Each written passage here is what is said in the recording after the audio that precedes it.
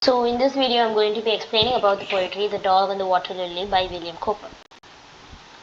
So before we go into the stanza by stanza explanation of the poetry, I'm going to give a brief summary of what the poetry is about, so that way when we are going by line, we'll understand in what scenario it's taking place, what context each line, the story in each line. It's much easier to understand. So first off is there are three characters: the speaker, the dog, and the water lily. So the speaker and the dog are taking a walk by the side of the river when the speaker observes some water lilies in the surface of the river. So once he observes them and he sees their beauty, he wishes he could have one for himself. So he takes his attempt at trying to catch it with the help of his stick, with the help of a cane. But however, he is unable to do so, and he gives up and he moves forward. He gives up. But however, his companion, his dog, doesn't give up and jumps inside and plucks the flower and brings it to him. So on looking at this act of love by the dog, he is so charmed that he wishes he could return this love to God, who he is very grateful for giving him this love in the form of his dog. So let's go into the line by line explanation. So the noon was shady and soft as swept. So in order to pronounce this word, right, you should pronounce it like the way you pronounce house, oos, right, house, oos. So oos is silent tide, when scraped from literary cares I wandered on his side.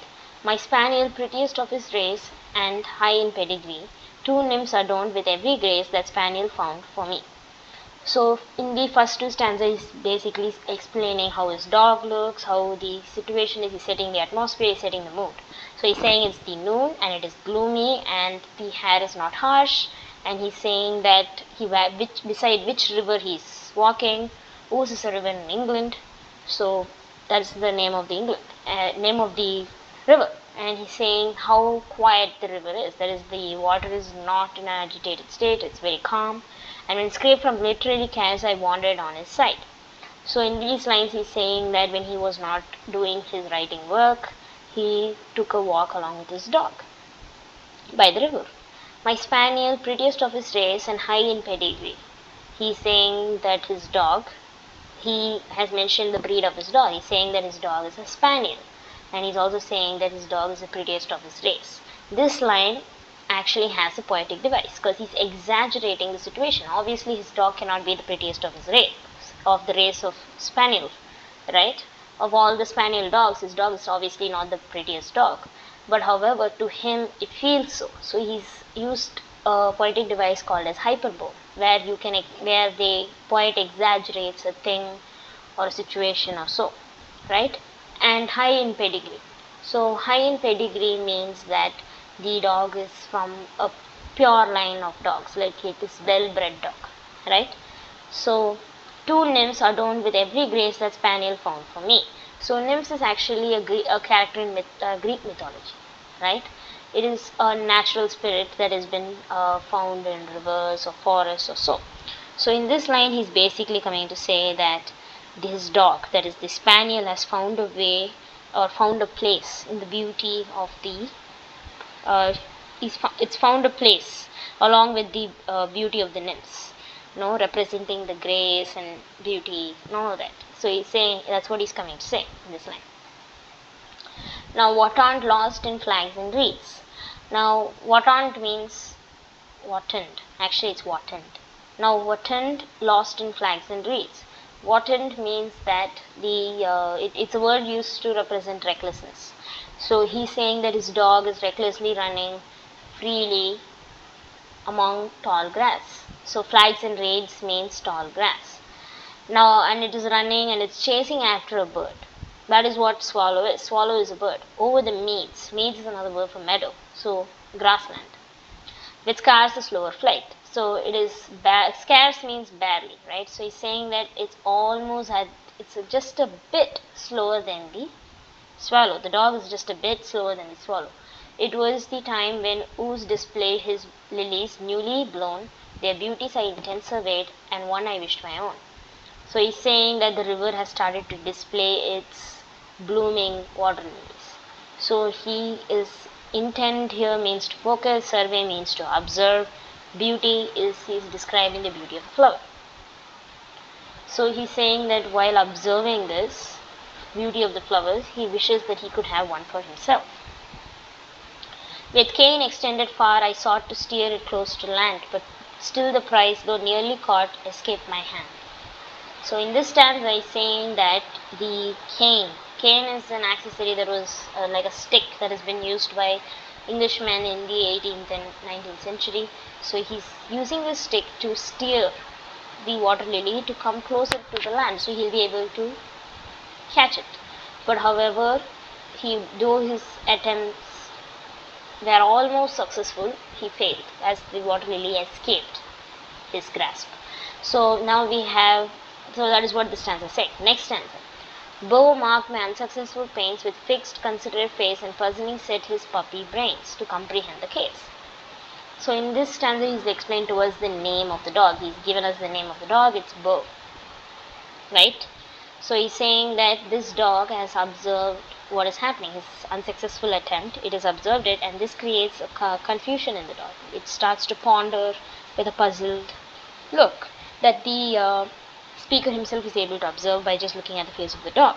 So it's trying to understand what has happened. That's what they mean by saying comprehend the case, right? And with a cheer up clear and strong, dispersing all his dreams, I thence withdrew and followed long the windings of the stream. So in this line, he's saying the word chirrup. Chirrup is actually it's like a sound that has been made by birds. But however, in this case, the birds are not making the sound. The speaker is. The speaker, like normally one who owns a dog would communicate with the dog by making sounds. So he's making the sound to communicate to his dog, to snap it out of his pondering thoughts, dispersing all his dreams, that is whatever his thoughts that were running in his head, and thence withdrew and followed along the windings of the stream. So he's saying that he moved from that spot and he started walking along the twists and turns, that is the path that has been made by the river, the side of the river. He's walking around. My ramble ended, I returned, Beau trotting far before, the floating wren again discerned, and plunging left the shore. So in this lines, he's saying ramble is like a leisure walk that someone takes. So he's saying that he's done with his walk and he's headed back. Now the dog is leading the path by trotting. Trotting is a bouncing way of walking, right? So the dog is leading the way, and the floating wren again discerned. So floating wren is like a circular arrangement of flowers. So in this case, he's talking about the water lilies that have again come into sight, that are floating on the river, that he's able to recognize. That's what he means by discerned. So, and plunging left the shore. So the dog immediately plunges into the water, that is, jumps into the water once it observes the water lilies. I saw him with that lily cropped, impatient swim to meet my quick approach, and soon he dropped the treasure at my feet. So in this stanza, he's saying what the dog has done. The dog goes and crops the lily, that is, it plucks the lily with the help of its mouth, and it swims hurriedly, impatiently, back to shore, because it wants to give the treasure to its human. So the speaker immediately approaches the dog and he drops the treasure at his feet. So the treasure here refers to the water lily, and he is feeling that the water lily in this case is a treasure, right? Because of the act of the dog, the value of the water lily has become equal to a treasure. Charmed with the sight, the world, I cried, shall hear of thy deed. My dog shall mortify the pride of man's superior breed. So in this line, he's saying that he was delighted by looking at this sight, and he wants to tell to everyone about what his dog has done. So he's saying that my dog shall mortify. Mortify is a way to say humiliate. So he's saying that this act of his dog humiliates the false pride that humans have, that they are the superior breed. However, he claiming that this act clearly shows the love and loyalty and dedication that an animal, that is the dog, has, that is something that humans can never show, never have. They don't have that much level of loyalty and love. So he's saying, but chief myself I will enjoy and awake at duty's call, to show a love as prompt as thine to him who gives me all. So the finally he's come to the last stanza where he's saying that by observing this act of love, he's he's motivated to be awake at duty's call. That is, he's saying that he vows to be dutiful, loving, and alert when his duty when his duty when he has to carry out his duties, and to show a love as prompt as thine. So he's saying that he wants to show his love to his dog. That no, he wants to show the love that his dog has given him. He wants to show love just like the way his dog has shown, the type of love that his dog shows. And he's saying to him who gives me all. Here he's referring to a higher power. He's referring to God. He's saying that he wants to return the gratitude of the love that God has given him.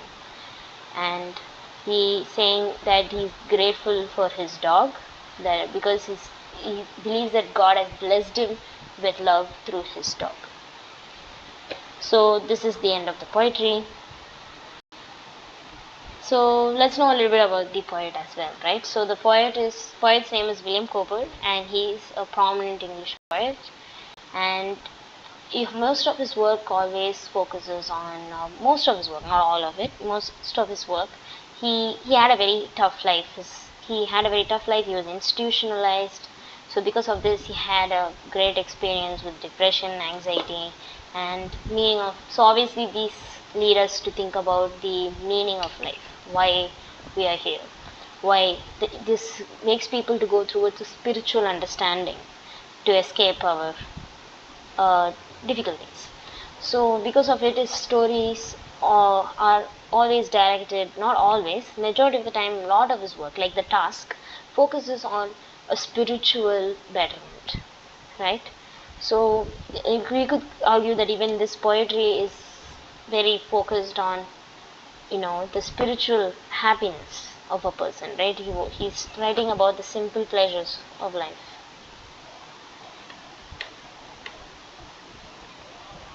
So, and in talking about the poetic devices, I actually forgot to mention that cheer up is actually a poetic device. It's an onomatopoeia.